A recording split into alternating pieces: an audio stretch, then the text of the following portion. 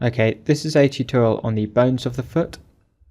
So in the foot you've got tarsals, metatarsals and phalanges.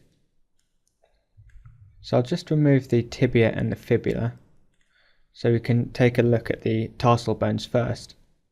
So you've got 7 tarsal bones. So these are the bones that come before the metatarsals and the phalanges, and you can separate the tarsal bones into a proximal and distal group. So in the proximal group you've got 2 bones. You've just got this bone here which articulates with the tibia and the fibula, so it's this bone here. It's called the talus, and you've got the calcaneus. So those are the 2 bones in the proximal row. The distal row, you've got 4 bones. So the distal row are the bones of the foot which articulate with the metatarsals. So you've got the cuneiform bones, which are these 3 bones here. So you've got a medial, an intermediate and a lateral cuneiform bone which articulate with the 1st to 3rd metatarsals. And then you've got this bone here, which is the cuboid bone, sitting laterally, and this articulates with the lateral 2 metatarsals. And then you've got an intermediate bone. So this is a bone which sits between the proximal and the distal rows. So this bone is called the navicular. So I always used to get confused when I was learning about this, because I thought by looking at this lateral view, you can see that the cuboid bone is kind of in line with the navicular bone, yet the cuboid bone is in the distal group.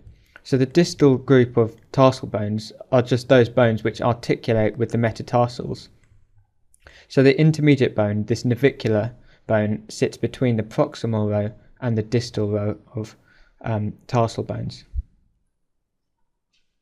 So just looking back at the proximal bones, you've got the calcaneus, which articulates above with the talus, and anteriorly it articulates with the cuboid bone, and the talus bone articulates below with the calcaneus, and anteriorly it articulates with the navicular, the intermediate bone. So looking at the navicular, you can see it's anteriorly it articulates with the cuneiform bones, so the medial, intermediate and lateral cuneiform bones, and the cuboid bone in the distal row of tarsal bones articulates anteriorly with the lateral 2 metatarsals, and the cuneiform bones articulate anteriorly with the medial 3 metatarsal bones. So those are the 7 tarsal bones. So you've got a proximal row with the 2 large bones, the talus and the calcaneus, and you've got a distal row which contains the cuneiform bones, the 3 cuneiform bones, and laterally you've got the cuboid bone, and then you've got an intermediate bone called the navicular, which sits in between the proximal and the distal row of tarsals.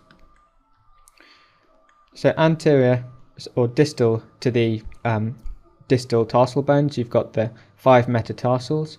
So you've got a base, a shaft and a head to each metatarsal, and then even more distally you've got the phalanges. So the phalanges consist of 3 bones, so you've got a proximal, a middle and a distal phalanx, except for the great toe which just has a proximal and distal phalanx.